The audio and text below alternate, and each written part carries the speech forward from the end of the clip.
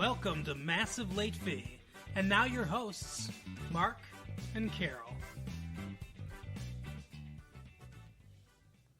Well, hello everyone. Welcome back to Massive Late Fee. My name is Mark. With me as always is my girlfriend Carol. How you doing, Carol? Hey, what's up? Not much. We've had a good week here. It is, what is it? It's July 14th, 1995, and we are here with the news and entertainment breakdowns that you need in your life. All right, give it to me. Yeah, you usually say that. I do. I like it. So, some bad news. Oh, no. Especially for our news. What? For those of you in the Detroit area, 2,500 strike from the Detroit papers. Yes. Big, massive paper strike. Yeah.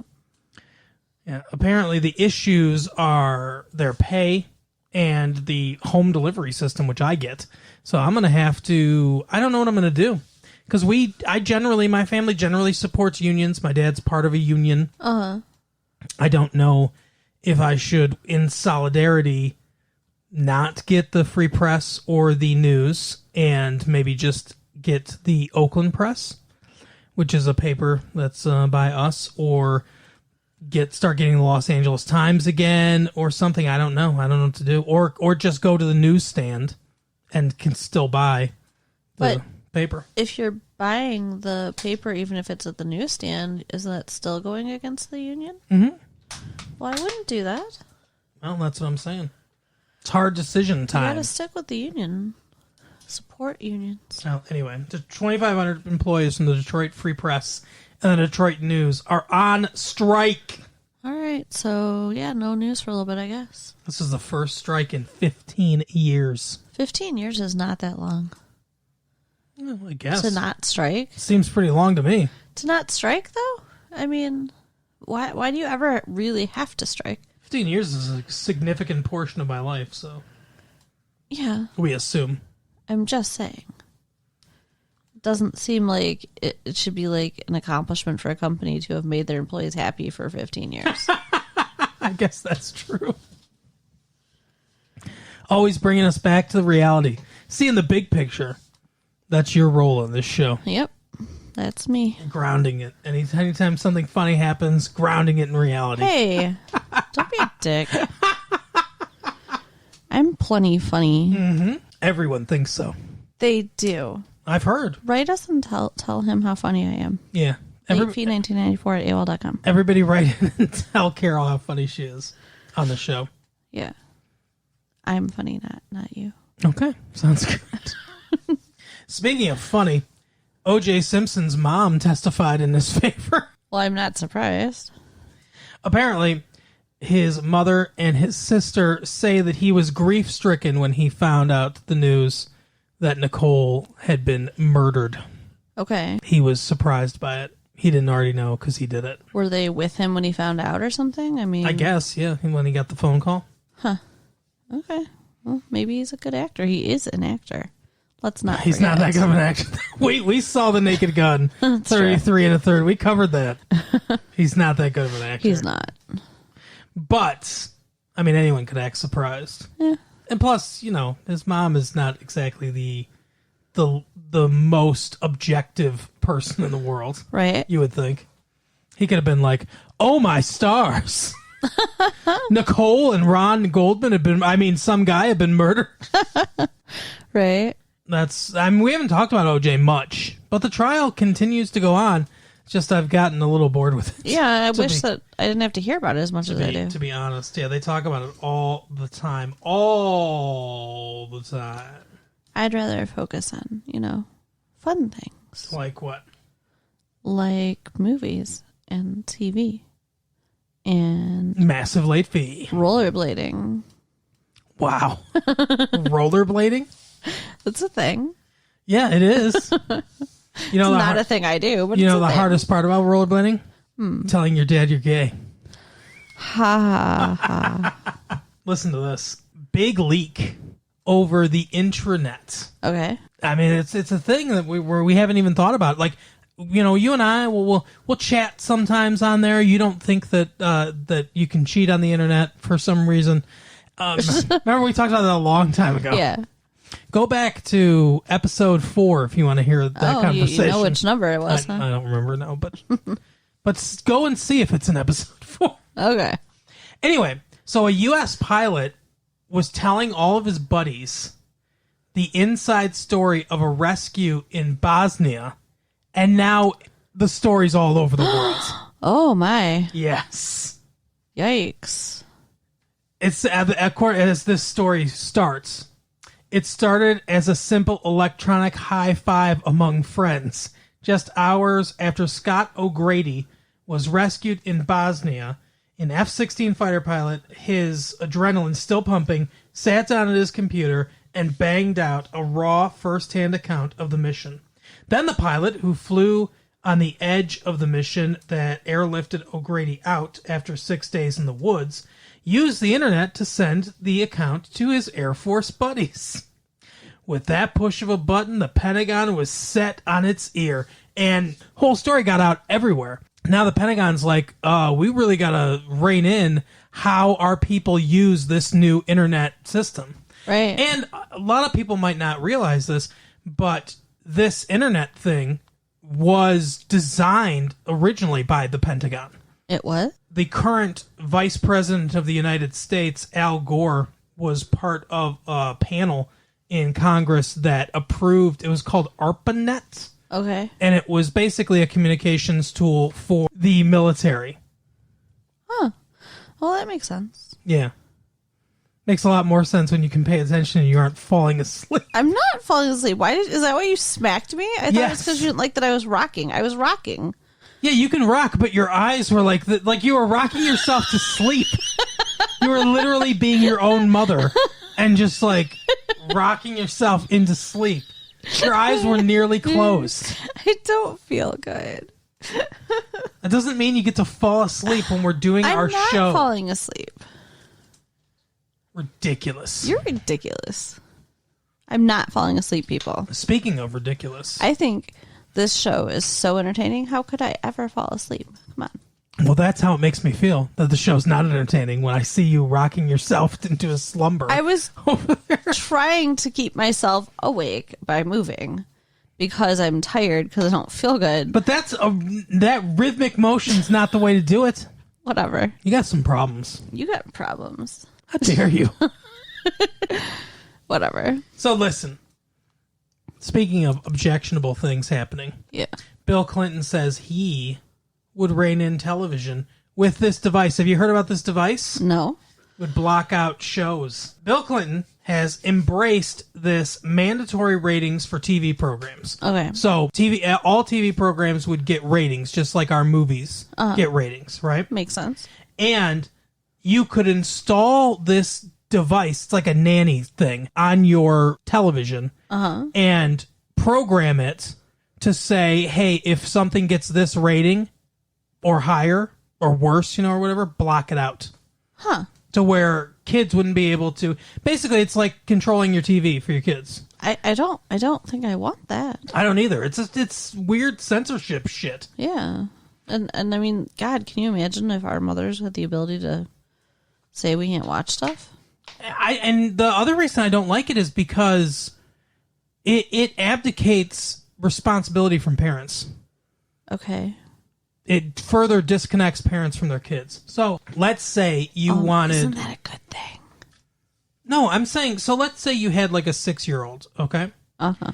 And you were like, hey, I don't want them to watch anything that's going to be too scary or have nudity or whatever. Not that there's nudity on TV, but, whatever. This kind of stuff in it, right? Uh-huh. If you want to do that now, then you have to actually engage with your 6-year-old and figure out what he or she's watching on TV, watch it with them, and see if you think it's appropriate for them. Okay.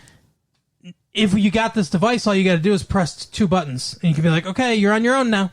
Yeah, that's true. I don't like that. I don't like that as that's, to me, that's degrading to the family, and it's censorship, and I don't like it. Okay. I'm against it. So, President Clinton, though, is okay with the rating system How do you feel about that? I guess I'd be fine with it. I think it should be up to the parents, like I said. I think it should be up to their discretion because any rating system is going to be arbitrary. The rating system for the movies is arbitrary. You think? Oh, I know. It's like 15 families in Orange County, California that watch like pre-screen movies and they come up with this stuff. There's no hard and fast rules. There's no... it's all arbitrary. It's all what they feel. I always thought there was like a point system or something. Like if they swear this many times or if they show this much of, somebody's body or this much blood or whatever. No? Supposedly they have some sort of guidelines that they go by, but they come up with their own guidelines and it's not publicized. And some movies will get R ratings and other movies won't that have the obviously. same that have the no, but I mean that have the same amount of violence and stuff like that in it. Huh. Interesting. Just like we think this violence is more objectionable for whatever arbitrary reasons. Well, I don't know why we want Orange County making the decision for the entire country. Well, because that's where movies are made. That's why they do it. It's just a fucking bunch of rich people. We should go to Orange County so we can be rich. What? Yeah, that's how it happens. You don't have to work hard or be smart or come up with any kind of invention or anything like that. The key to being rich is just to move to Orange County, California. Well, no, I'm just saying that's where the movies and stuff are made. So we should do that. We should go out there and become movie stars and be rich. It's very easy to do. I'm not saying it's easy. I think it would be fun. Okay. You don't feel good, do you? I don't. You're delusional right now. Okay, you're giving me that look. I don't like that look. Why? Like, I don't... I'm trying to figure out the logic of anything you're saying right now. What Rich makes you people think that... Yeah? are in Orange County. That's true. So if we emulate them... So are you saying, like, you want to be Japanese, so let's move to Japan? There are Japanese people in Japan. So if we move there, we will become Japanese. Well, we would have to do more than move there to become That's Japanese. what the flying lizards We did. would have to go through I think some I'm kind of turning government Japanese. I think thing. I'm turning Japanese. I really think so. Okay. Who doesn't feel good? It's a flying lizard song. Okay. Let's move on. To what? Let's move to Sweden and become Swedish? No! It's okay, there's difference between... All of a sudden my hair will turn blonde. There's a difference between money and biology. And you're talking about being another ethnicity. We can't do that because it's not our biology. But we could make more money. Okay, so if Bill Gates, the richest person in the world, moved to, let's say, inner city Detroit, would he become poor? No. Maybe it would because he get robbed much. I was going to say, if he gave all his money away to all the poor people, then maybe, I don't know. But seriously, where you live, the people move there when they get rich because it's a ritzy area. They all decided to go there because they liked the area, and then they fund the schools and the police departments and all the other stuff that makes it a safe, nice area. But, okay, if we look around here, there are no rich people to emulate, okay? There's rich people in our Beverly Hills and in Birmingham and stuff like that. Okay, fine. We'll just go people watching Birmingham and figure it out then. You think their behavior is why they're okay? I think... Holy shit. I think there are certain life choices that get made that lead you to the money or away from the money. Okay, well... I want to figure out what the life choices are. And then write a self-help book? Go towards the money. That's what the book's going to be called. Go towards the money. Wow. Follow the path and it leads you to Orange County. Holy shit. All right. Oh, that cough syrup's good. Maybe you are funnier than me. That's all the news I've got. This week, we watched a movie. We did. We did with watch some a movie. actors that moved to California to become actors. And got rich. Emulated the rich people and somehow got rich themselves, Yeah. even though one of them's from England. Yeah, but he moved. Do you think he moved here? I don't think he lives here. I don't know. He hangs out on Sunset Boulevard. Maybe that's what we should do. Should I hang out? Should I go to Sunset Boulevard and have a prostitute suck my dick? No. That's what one of the rich guys in this movie did. No. That's one of his behaviors. But that's giving away money. That didn't get him any money. Holy shit. You want to do the things that get them the money. How do you know what that is? Well, I think you know that getting a blowjob from a prostitute is not one of those things. Well, he got a bunch of publicity for it. Yeah, and the whole time we were watching this movie, that's all I could think about. I don't think that's helping him. No, it's going to hurt him. Yeah. Like I said, his career's not going well. Like, when he was being a stupid dick, I thought, wow, you really are a fucking stupid dick. Like, I was just like, oh, that Hugh Grant, you know, what a cad. No. I love that your internal monologue is from the 1930s. What a cad. Oh, shut up. Now let's go drink some sassafras. So the movie that we saw was 9 months. Yeah, that's in case you were wondering. That's how long it felt watching it. You didn't like it? We'll talk about it. I've got some stuff to say about it. Okay. Well, how do you want to do this? I don't know. Why don't you go through the plot of the movie? Okay. Because it's funnier when you go through the plot of the movie and then I give my little snarky, sarcastic asides. Okay. So it starts with Hugh Grant and Julianne Moore. Yeah, Julianne Moore, the redhead, on the beach. The only redhead in Hollywood. And they are having champagne and celebrating their 5-year anniversary. And beluga caviar on the beach. They have a picnic basket with fucking caviar. Like, very yuppie smart dipshits. Mm-hmm. Yeah. Well, that's basically what they are at the beginning of this movie. And there's a family with a bunch of kids flying a kite that then hits Hugh Grant in the head. Yeah, Tom Arnold. Tom Arnold. If you ever see Tom Arnold on the beach, just run. Right? Yeah, I mean, this part kind of turned me off. I wasn't sure I liked the movie because of this scene. I was like, oh, God, is it like another like Jim Carrey kind of funny? But it's not. Well, let me tell you, because Tom Arnold's gotten a lot of press with the whole Roseanne thing and all that He stuff. had 2 dicks in one movie. I really thought you were going someplace else. What? When you started with 2 dicks in one, I thought you were going someplace Oh, else. jeez. And I was like, I didn't hear that part about. No. Anyway, so he's in this, but I have to say, to me, he's not just famous for being, Roseanne's husband or whatever, because he's really funny in True Lies, and he's pretty funny in this too. Yeah. Yeah, except for this scene, which, I mean, he didn't write it, right? So I can't blame him too much. Apparently, Christopher Columbus wrote it. Yeah. Or Chris Columbus, I guess. So to differentiate himself from the genocidal rapist. I don't blame him. So he ran up to him and started giving him mouth to mouth, even though he was screaming and fighting and obviously not dead. Yeah, it was ridiculous because he's conscious and breathing. Yeah. He's looking at him like, what the fuck? But he's like, I got this. Like, he's like attacking him and mulling him. And it was disturbing. I didn't think it was funny. Did you? It was not funny at all. Like you, I saw the beginning of this and I said, this might be the worst thing that someone named Christopher Columbus has ever done.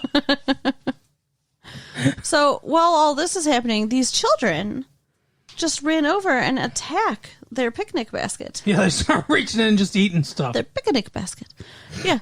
Like, who does that? Like, hey, I'm just going to eat these people's food, right? Is a picnic basket? And this one little jerk child put caviar in their mouth and spit it into the picnic basket. Oh, it tastes terrible. Bleh. Oh, They're all girls, by the I way. would have beat them. Wouldn't you have beat them? Like, I wouldn't allow it. No, I probably wouldn't have just started beating some random couple's children on a beach. No. I would have been angry, but I probably wouldn't have done that. What if they were your children? If they were my children, sure, I'd spank them. Yeah, those kids deserved a spanking, and they did not get one. They're brats. They're all brats. Yeah. 3 little bratty girls. So, but in real life, they're probably lovely. So, of course, this is not a great start out here. No. And so Julianne Moore is looking at another kid, a little boy. Yeah, before this happened. Making a sandcastle, and they're talking about their relationship. It's established they've been dating 5 years, and they're not engaged. They don't have any kids or anything like that. Yeah. She talks about, do you ever want more? As she's looking at this kid. Yeah. And he's like, no, I like things the way they are. Let's keep things status quo. Things are perfect. Yeah, we're nearly close to perfect, or whatever he says. So why would you mess with that? He has kind of a point. I guess. They're driving now. They're going away for the weekend or whatever. What?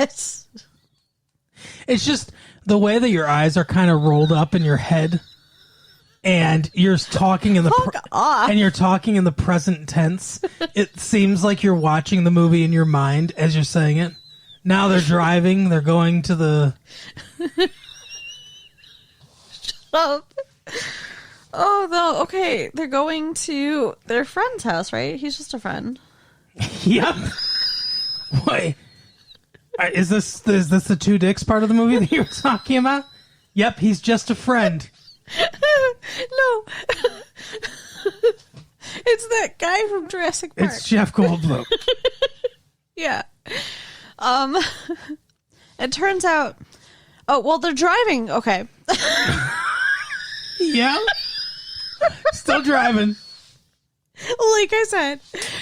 And she tells him she's counting on her fingers under her breath and gets to 40. And I'm assuming that's how many days it was since her period or something. I guess. I don't know. But it sounded like she was Lent. sure. So I don't know. But maybe she was just counting to get up the courage. But she tells him she's pregnant.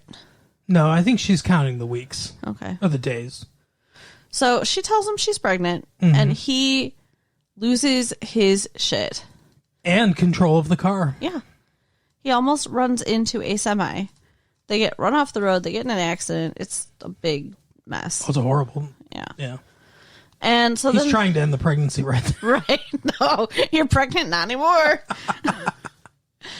So when they get to Jeff Goldblum's house, you know what I think we should start doing? No. I have no idea where you could possibly be going right now. I think when we're watching these movies, we should write down the actors' names and the characters' names. Okay. So we don't keep calling them Jeff Goldblum. I don't know what his name was. Do you? Who cares? What, does his name matter? I don't know. Whatever. They get to his house. And now, if I were Hugh Grant, I would have told him right away. I would have needed to talk to somebody because he's obviously upset. He starts to talk to him. Yeah, but it turns out then that he just got dumped. Yeah, his wife left him. He's got some new blonde hottie with him. Yeah. So it's not the time. No. Well, he says to him, did she ever say she was pregnant or something like that or whatever? And he's like, no, like on the sly or whatever. Like, they for some reason they're all assuming at the beginning that she did this on purpose. Yeah, like birth control is 100% effective. It's not. And he's like, no, that's some like evil thing to do. And then he starts talking about praying mantises. Yeah. And how they bite the heads off of the women, bite the heads off the men after sex and all that stuff. It's like a recurring fucking thing through this movie. I don't like that. That's upsetting. Okay. Like, as a woman, it's upsetting to me to see the praying mantis thing over and over. It was stupid to me, so. Yeah. I just don't like being compared to one. So nobody liked it. Right. So then they're in bed. Mm-hmm. And looks like they're going to start fooling around. Oh, this is fucked up. And he's like, oh, I really like that, like what you're doing. I love what you're doing to my knee. What would she be doing to his knee? I don't know. Like, now, I assume it's just kind of like a light massage or like a fingers, kind of like a ticklish sort of thing, maybe. But I mean, it could like he can see her face, so it's not licking or anything like that. I guess. Yeah, unless he thinks she has some weird body parts other people don't. Why would he think that? I don't know. Why would your brain go there? Yeah, he thought she was an alien. He watches a lot of Japanese anime stuff. Holy shit. Anyway. That's why you want to turn Japanese. I don't want to turn Japanese. Oh, no, you want to go to Orange County. I forgot. It turns out that the people from the beach are there. Mm-hmm. And they're looking for their lost child who is under the blanket. Between this guy's legs. Doing something to his knee. Yeah. Ugh. That's turning him on sexually. Ugh. So gross. But it turns out... We never mentioned that again. No. That gets really brushed past, but that's fucking vile. Well, it's not his fault. I mean, no, but the whole situation... At and why write that, Chris Columbus? Why write that situation? Right. So, yeah, that happens. So the people from the beach are apparently related to Jeff Goldblum. Yeah. What's her name? Joan Cusack is Jeff Goldblum's sister. Yeah. Even though in real life she's John Cusack's sister. Obviously. So they now are spending the whole weekend with these obnoxious people and their children, which does not help. I can't even imagine like the stress that he's under. And to add to the ick and creepiness factor, their older daughter is reading romance novels. Harlequin romance novels. And keeps staring at him and reciting things from them to him. Yeah. Basically pretending that he's her lover and he's cheating on her with some other woman, I don't know. She slapped him in the face. Oh, yeah. And everybody just pretends like this is normal and okay. And then there's a big fight at dinner or lunch or whatever the hell it is. Yeah. You know what I don't like about this movie is that as it goes on, this couple with the kids becomes friends with them. And it's like you're looking at them like they're the normal people and the example because they have kids and they got to learn how to be parents. They're fucked up people. Yeah, they're horrible. They have fucked up kids. They're horrible parents with terrible kids. This is not something to strive for. No. It's weird. It's supposed to be funny, I guess, but it's not funny. Yeah. To me, anyway. No, it was not funny. The whole thing's not funny. Agreed. Most of this movie's not funny. That's my big problem with the movie. It's kind of sad, really. As far as the movie goes, so just, quick overview stuff. As far as the movie goes, cinematography's fine, direction's fine, the pacing's fine, the structure's fine. All the underpinnings of the movie are fine. Well, yeah, it's Christopher Columbus. He knows what he's doing. Yeah, he knows how to make a film, absolutely. But I think he's the one that directed Home Alone, I think. John Hughes wrote it, but I think Christopher Columbus directed it, or Chris Columbus directed The Goonies, maybe? I don't know. He directed something. He knows what he's doing. That's all I can say. Yeah. I mean, he's directed several movies. I just can't think of what they are off the top of my head. But he knows how to make a film. But I don't, like, the humor's not that good to me. Yeah. Especially the end, and we'll get to the end. The end is ridiculous to me. The movie devolves into a Three Stooges routine at the end, which isn't satisfying to me in any way. So, but anyway, continue. Okay, so we have the weekend. It's kind of showing them dealing with the news, and like she's talking about like she's gonna have to give up her job. We see her at some point. We saw her teaching her dance class and stuff. Yeah. He's got a cute little Porsche. Yeah, he doesn't want to get a family car. He doesn't want to give up his Porsche. And they go to their first doctor's appointment. Which they see a doctor that's not going to be their doctor. I guess that's probably standard. I don't know if it's standard or not, but whoever their doctor is, Dr. Green, he must be in practice with this other doctor, played by Robin Williams. Who's brand new. Yeah. Who was a veterinarian. That part doesn't make any sense to me. I mean, I guess for comedic purposes, but it doesn't make any sense for me how someone can go to working exclusively with animals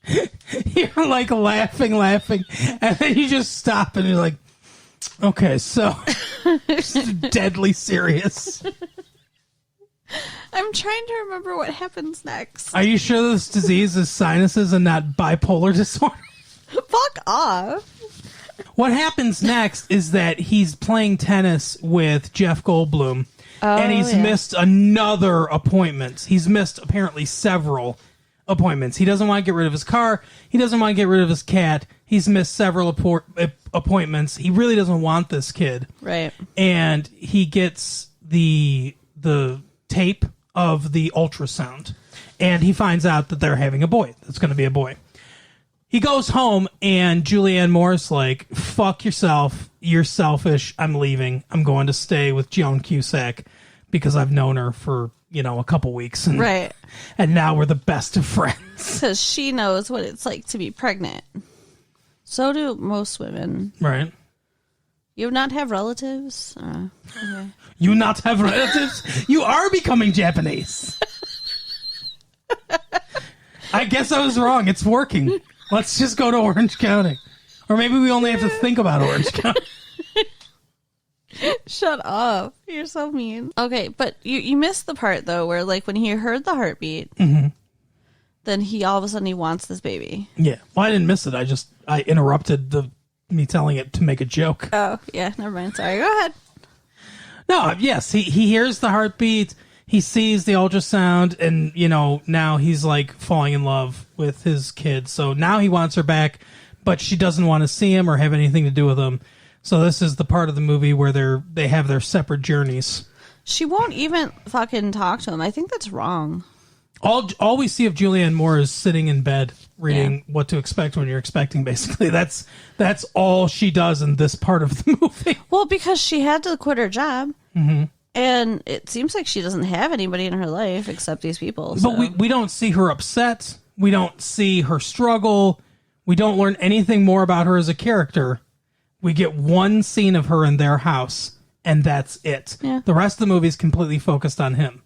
Which I guess, whatever. It's more his movie than her movie, I suppose. Although she's the pregnant one.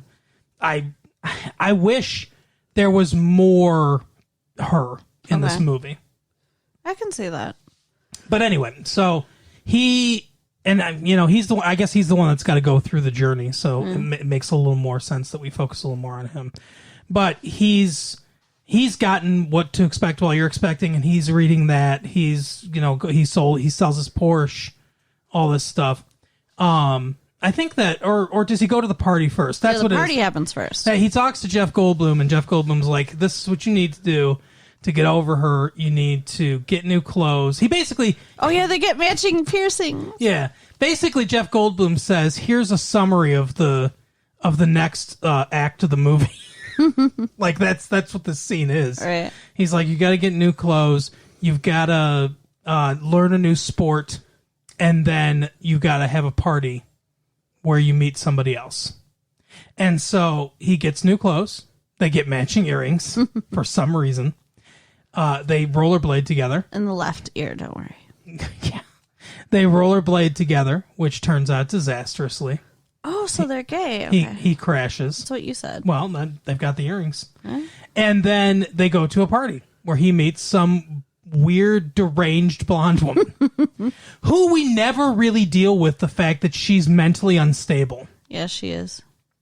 Because the one face that she makes and the one action that she does in this movie both show that she's mentally unstable, but it never comes up. They should make a sequel 10 months where we see what happens with this woman, because I think she's going to try to get in their lives. And she's going to stalk them. She's going to try to murder Julianne Moore and become the new mother. Oh. The hand that rocks the cradle. Yeah, that's right. The hand that rules the world. Anyway. Mm-hmm. Yeah, he drives her home from the party, that crazy girl. Yeah.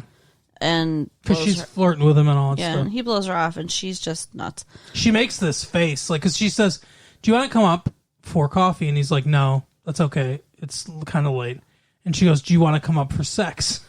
He's like, "Oh, well, that's very direct. Right. No." Well, he says that he just got out of a relationship, and he doesn't think he's ready and everything, and she makes this face like she wants to fucking slash his tires. Yeah. She's so pissed. Like I'm sorry you were looking forward to sex so much. Jeez. Right. Yeah, maybe if you were, a prostitute on Sunset Boulevard, Right. would have worked out.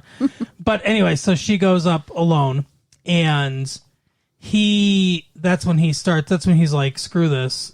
I want to become a better man, and he starts doing the stuff. He sells his car. He starts reading the books. He buys stuff for the baby, all that stuff.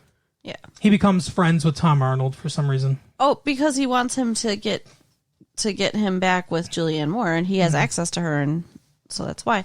And so he's like, "Hey, I'll babysit. Just get me, with her."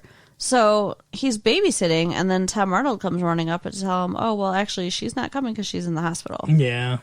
So something happened with the baby. Your baby's dying, he said. He didn't say the baby's dying. No, but I mean, that's the implication. So he finally, he goes to the hospital. Turns out she's going to be fine. Joan Cusack lets him in. Mm-hmm. Thank God. Or they had to give the man a chance to speak to her at some point. So he tells her that he sold his car. He's euthanized his cat. They never mention the cat again. No. But we never see the cat again. That's true. After she throws that cat that one time, we never see it again. So maybe she took care of the problem. Maybe. But he said, "You shouldn't do this. Not good for the baby. Don't say this stuff. It's 7 months. The baby can hear you. How do you know this?" And he's like, "I've been reading all the books." And he tells her about how he found the ultrasound and all this stuff. And he's like, "I just want another chance." And then he proposes to her. Yep. With a ring that he already had in his pocket, ready to go. Yeah, well, I think that was his plan the whole time.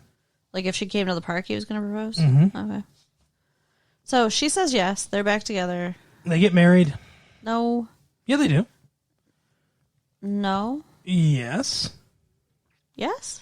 Yeah. Oh, yeah, they do. You said you liked her dress. Yeah, you're right. Okay, yeah. So they get married. They get back together. They get married. Everything's cool. And then they go out to dinner. The hostess is the crazy lady. Who wanted to sleep with him, yeah. Yeah. And they're about to get seated, and Julianne Moore's water breaks. And he's like, "We got to get her to the hospital." On the sly, the hostess, the crazy lady, takes a piece of broken glass and she slashes her hand with it so that she also has to go to the hospital. What? I missed that. You missed that? I totally missed that. I thought she just accidentally cut herself. No, she deliberately grabs it and slashes her hand with it. Oh my God. And then goes, like that. And he's like, "Oh, yeah, that's going to need stitches and everything." And then that's why they both go to the hospital together. Wow. Yeah. Hugh Grant is not that hot. Come on. She wants to be like part of their life or something. It's fucked up. Very weird. So then he's driving like a maniac because that's what happens in these movies where a woman's pregnant, or TV shows where a woman's pregnant and they've got to get to the hospital quick or whatever. Everyone thinks apparently that writes these scripts that having a baby's like a ticking time bomb. Oh, the baby's going to come out any minute. Labor lasts for what, 5 minutes? That's about what we think, fellas. So they got to get to the hospital as fast as possible. It's not like labor takes hours and hours. Well, I think it depends on the person. Yeah, I understand that, but most labors take many hours. Like, I have a friend who had a baby like super fast and didn't make it out of the house, her first baby, and actually had it in the bathroom. So in the toilet, right? Yeah.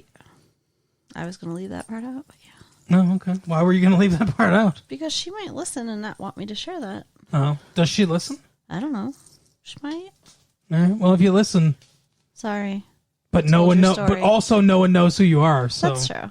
That's true. Anyway, sorry, Sarah. Just joking. That's not her name. I don't think, is it? No. Okay. I forgot what her name is. I thought maybe I accidentally said her name. So I'm just saying, it's not like there's no urgency if somebody's in labor. I'm just saying, for the most part, it's not a thing where you have to drive 100 miles an hour. I would guess. And also not safe to do that. I mean, my other friend, when she had a baby, Her husband actually stopped and got Burger King and picked me up before he took her to the hospital. So Well, that's maybe a little... she was not going without me and Burger King. Oh, okay. You're not supposed to eat, are you? That's why she wanted the Burger King, because she knew they wouldn't let her eat when she got there. Oh, that's ridiculous. And there's a reason, though. She's a teenager. She didn't know what the fuck she was doing. So, anyway. She wanted Burger King. Our new sponsor, Burger King. Right. Not even labor can stop your need for Burger King. Anyway, so he drives crazy. He almost runs into an elderly couple, and the guy starts to have a heart attack, so they put him in the car. Then he runs into a bicyclist and breaks his leg, so they put him in the car. Because it's funny, I guess. Yeah, this was ridiculous too. Like the beginning of the movie was ridiculous. Then, he takes her into the hospital. She's in a wheelchair. He's, running up to the thing, stops. She keeps going as he's like, hell, I got a pregnant woman here. And then she crashes, and everything. He's got to, pull her back out. It's all very, and then they go into labor. The whole thing, it's a farce. It is. This is maybe one of the problems with the movie, I guess. The tone at the beginning is kind of farcical. Mm-hmm. The tone at the end is very farcical.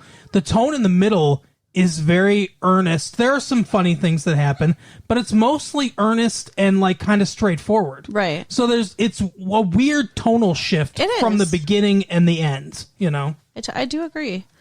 But yeah, so like it turns into a farce. It's a full moon, apparently, so everyone's going into labor like that's a scientific fact or something like that. And they have to share a delivery room.